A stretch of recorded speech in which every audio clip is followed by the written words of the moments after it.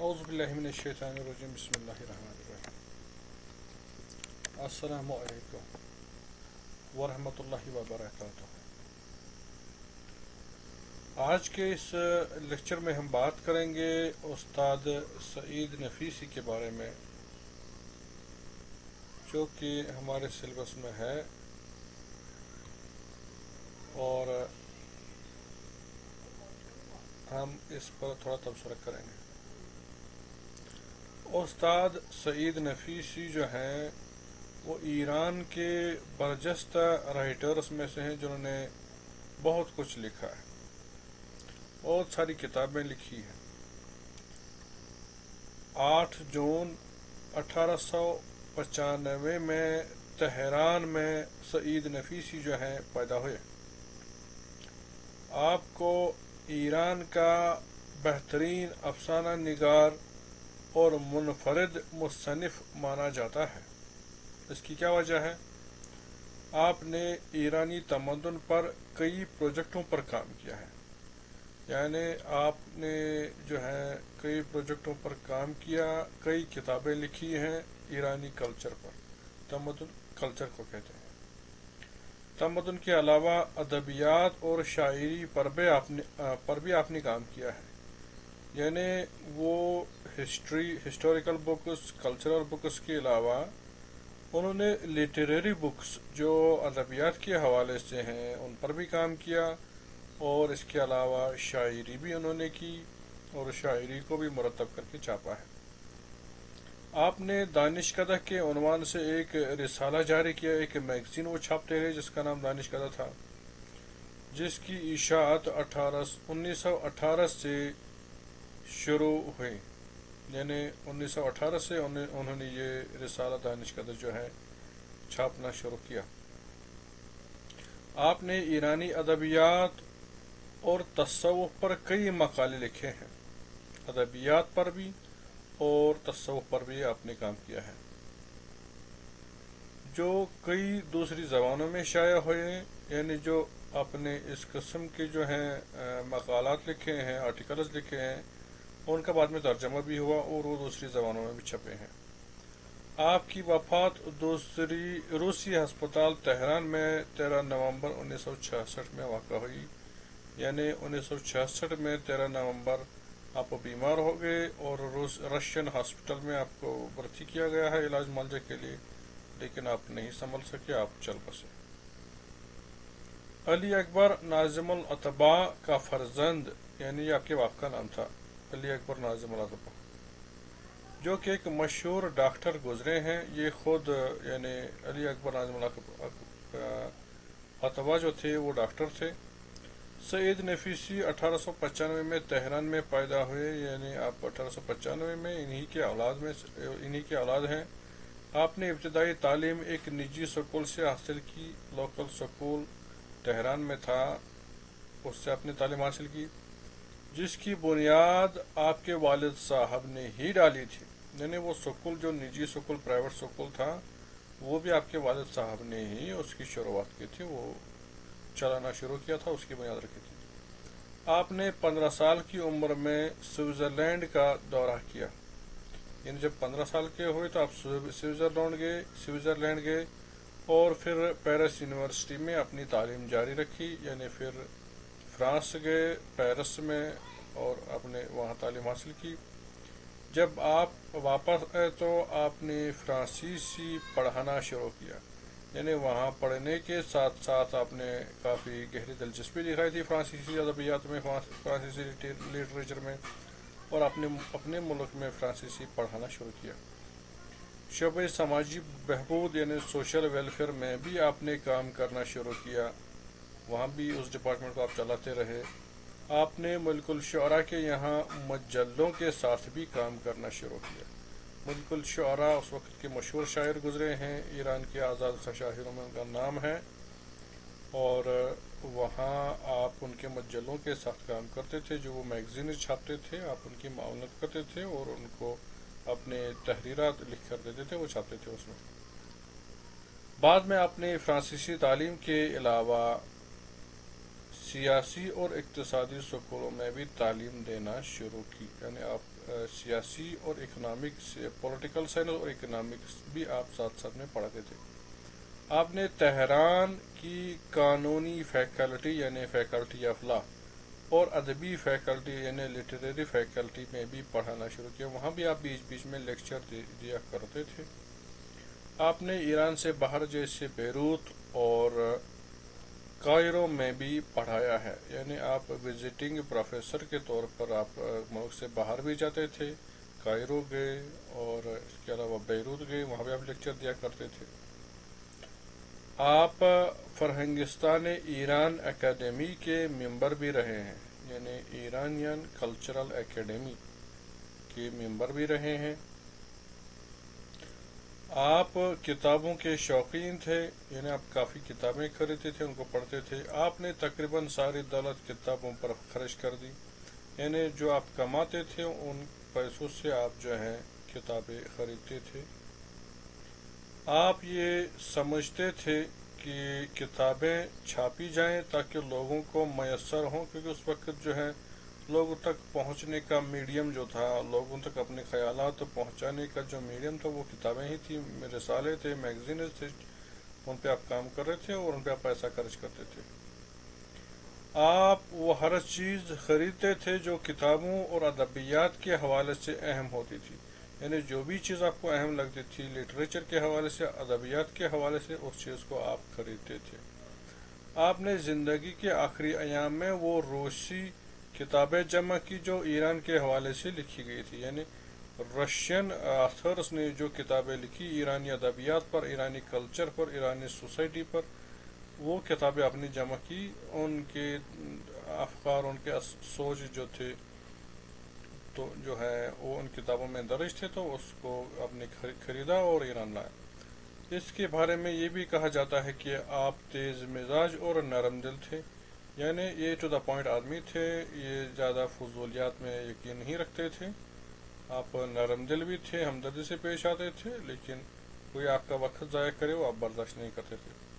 آپ بہت جلد نرم ہو جاتے تھے اور شانت رہتے تھے، یعنی خاموش رہتے تھے۔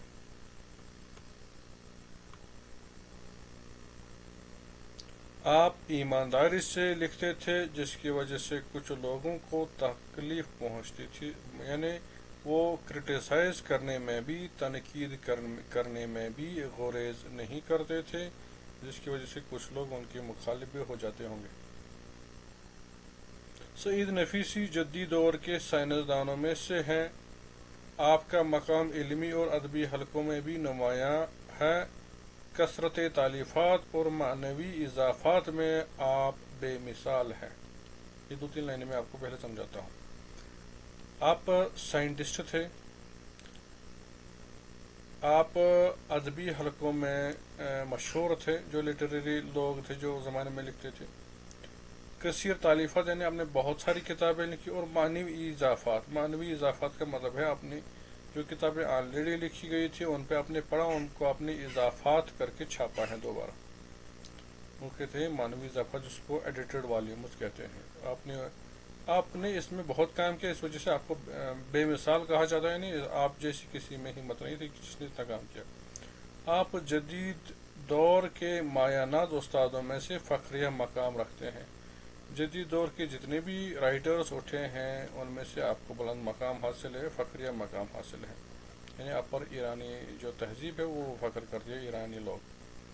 سعید نفیسی آج کے دور کے مصنفین کے پیش رو شمار کیے جاتے ہیں، یعنی آج کے دور میں جو رائٹرز ہیں، لکھنے والے ہیں، آپ ان کے رہبر ہیں، آپ ان کو رہنمائی کرتے ہیں اپنی جو اپنی زندگی میں کام کیا ان کو مد نظر رکھتے ہوئے۔ آپ کی تالیفات میں ستارگان سیاہ یعنی آپ کی جو مشہور کتابیں ہیں ان میں سے کچھ کتابوں کا ہم یہاں نام لیتے ہیں: ستارگان سیاہ، ماہ نخشب، یہ دوسری کتاب ہے۔ نیمہ راہ، یہ ایک اور کتاب ہے۔ نیمہ راہ بہشت یعنی جنت کا آدھا راستہ۔ ڈرامہ میں آخرین یادگار نادر شاہ، یہ ڈرامہ انہوں نے لکھا ہے، آخرین یادگار نادر شاہ۔ آپ کے فنکار اور کامیاب مصرف ہونے کی بہین دلیل ہے. یعنی یہ وہ کتابیں ہیں جن سے آپ کو ایز این آرٹسٹ شمار کیا جاتا ہے. آپ ایک معروف آرٹسٹ ہیں, آپ ایک بہترین رائٹر ہیں. آپ کی بعض استادانہ تالیفات میں تاریخی اور ادبی تصنیفیات ہیں. یعنی لٹریری بکس اور ہسٹوریکل بکس آپ نے لکھی ہیں. لٹریری بکس بھی لکھی ہیں, ہسٹوریکل بکس بھی لکھی ہیں. تاریخ یہ ادبیات ایران, یہ ادبیات پر انہوں نے کتاب لکھی ہے. پیرس کے سالنامہ میں چھپ چکی یہ کتاب, پیرس کے سالنامہ میں چھپ چکی ہے. نثر فارسی معاصر, یہ ایک اور ان کی کتاب ہے. نثر معاصر فارسی 2 جلدوں پر محیط ہے. یعنی یہ اس کے 2 والیومز کنٹینٹس ہوا ہے. آثار گم شدگان, آثار گمشدہ ابوالفضل بیہقی کے گمشدہ آثار پر کو آپ نے اس پہ کام کیا اور اس پہ ایک کتاب لکھی ہے. تاریخ تمدن ایران, ایران کی در زمان ساسانی دور میں ایرانی تمدن کیسا تھا, اس کو بھی آپ نے مرتب کیا. اس عنوان سے آپ نے اس کتاب چھاپی ہے, ہسٹری بک. درفش ایرانیان و شیر و خورشید سرخ, اس نام سے بھی آپ نے کتاب چھاپی ہے. درفش کہتے ہیں جھنڈے کو. ایران در 170 سال آخر, یعنی ایران 170 سال, آخری 170 سال میں. افغانستان در عصر حاضر, افغانستان پر جو ہے بہت کم کام کیا جاتا ہے, لٹریری ورکس پر بہت کم کیا جاتا ہے. آپ نے اس پر بھی کام کیا ہے, یعنی موجودہ دور میں افغانستان. شرح حال مجد الدین ہمگر شیرازی, آپ نے مجد الدین ہمگر شیرازی پر بھی ان کی بایوگرافی لکھی ہے. مدرسہ نظامیہ بغداد پر بھی اپنی کتاب لکھی ہے. یزدگرد سوم, یہ بادشاہ تھا ساسانیوں کا. خاندان طاہری خاندان پر اپنی کتاب لکھی ہے. خاندان سعد الدین ہمویہ, اس پر بھی اپنی کتاب لکھی ہے, ہسٹری ہے. خاندان بابویہ, یہ بابویہ خاندان پر اپنی کتاب لکھی ہے. ٹاگور و مقام شاعری یعنی ٹیگور اور اس کی شاعری کا مقام, اس پر اپنی کتاب لکھی ہے. بحث در آثار و احوال اطہار نیشاپوری پر بھی اپنی کتاب لکھی ہے, اس کے احوال و آثار پر. زندگانی و کار و اندیشہ ابن سینا کے فکر اور اس کی زندگی اور اس کے کارناموں پر اپنی کتاب لکھی ہے وغیرہ. یعنی یہ وہ کتابیں جو ادبیات اور ہسٹری دونوں کو سمیٹی ہوئی ہیں. آپ کی بڑی تصانیف میں جو اہم ہیں فرہنگ نامہ فارسی ہے, یعنی آپ نے پرشین ڈکشنری لکھی ہے, وہ آپ کا بڑا کارنامہ ہے, جس کا صرف جلد اول چھپ چکا ہے. ابھی تک اس کا فرسٹ والن چھپ چکا ہے. اس فرہنگ کے 700 صفحے صرف الف پر ہیں. الف پر اس ڈکشنری کے 700 صفحات آپ نے لکھے ہیں. یہ پہلا فرہنگ ہے جسے دائرۃ المعارف کی طرح شمار کیا جاتا ہے. استاد نفیسی خارجی زبانیں بھی جانتا تھا, یعنی ویسٹرن لینگویجز میں بھی آپ ماہر تھے, جن میں عربی, فرانسی, روسی اور انگریزی شامل ہیں. یعنی عربی پر بھی آپ کو عبور تھا, فرانسیسی, روسی اور انگریزی, یہ 4 زبانیں آپ جانتے تھے, اور فارسی تو جانتے ہی تھے. السنہ یعنی آرکیولوجی کے حوالے سے بھی انہوں نے نگارشات چھوڑی ہیں. یعنی آرکیولوجی ڈپارٹمنٹ کے حوالے سے ماہر آثار قدیمہ جسے کہتے ہیں, اس کے حوالے سے اس میں کیا کیا ٹیکنیکس انسان کو ہونی چاہیے, اس پر بھی آپ نے کام کیا ہے, لکھا ہے. فرانسیسی اور فارسی کی ایک فرہنگ بھی انہوں نے لکھی, فرانسیسی اور فارسی, فرینچ ٹو پرشین میں بھی اپنے ایک ڈکشنری لکھی جو 2 جلدوں پر مشتمل ہے. یہ ڈکشنری 2 والیومز پر ہے. سعید نفیسی نے بہت ساری کتابوں کے مقدمے بھی لکھے ہیں, کئی کتابوں کے مقدمے بھی لکھے ہیں آپ نے, اور انہیں از سر نو چھاپا ہے, اور ان کو دوبارہ سعید نفیسی نے ان کا جو ہے پریفیس لکھا اور پھر نئے سرے سے پبلش کیا. ان میں سے رباعیات عمر خیام, کابوس نامہ, شاہنامہ تاریخ بیہقی, آثار و احوال رودکی, دیوان جنید شیرازی, دیوان عطار, دیوان ابن یمین, اشعار و احوال شیخ بہائی, دیوان لافی غرغانی, تاریخ گیتی گوشہ, دستور الوزراء, خان میر کی مواہب الہی، زین الاخیار، رباعیاتی بابا افضل وغیرہ۔ یہ وہ کتابیں ہیں جن کا آپ نے مقدمہ نئے سرے سے لکھا، پریفیس لکھا اور اس کے بعد ان کتابوں کو چھاپا۔ تو ظاہر سی بات ہے سید نفیسی کی، استاد سید نفیسی کی زندگی کے بارے میں جاننے سے ہمیں کچھ اہم چیزوں کا پتہ چلتا ہے۔ ایک یہ کہ انہوں نے اپنی ساری زندگی لکھنے میں گزاری ہے، اور ایک تو یہ کہ خود محقق تھے، کئی زبانوں کے جو ہیں استاد تھے، اور پڑھاتے تھے، پڑھنے کے ساتھ آپ منسلک رہے ساری زندگی میں۔ انہوں نے ایک تو خود لکھا، دوسرا جو گزرے ہوئے زمانوں کے بڑے بڑے ادیبوں، رائٹرز کی کتابیں تھیں، ان کو بھی اپنے اثر نو چھاپا، یعنی آپ پبلشنگ کے ساتھ ساری زندگی جڑے رہے۔ تو یہاں میرے خیال سے سید نفیسی کے حوالے سے ہم اپنی بات کو اختتام تک پہنچاتے ہیں۔ ملتے ہیں نیکسٹ لیکچر میں، اور میں چاہوں گا کہ یہ جو نوٹ ہم نے آپ کے سامنے پڑھا، اس کی تھوڑی بہت تشریح بھی کے ساتھ ساتھ میں اس کی لنک جو ہے آپ کے ویڈیو کے ڈسکرپشن میں دے دیتا ہوں۔ آج کا آپ کا اسائنمنٹ یہی رہے گا کہ آپ اس اپنی کاپی پر فیئر کریں، پھر مجھے واٹس ایپ پہ سینڈ کریں۔ میں مطمئن ہوں کہ آپ سیریسلی ان چیزوں کو لیں گے، اور ملتے ہیں نیکسٹ لیکچر میں۔ تب تک کے لیے خدا حافظ۔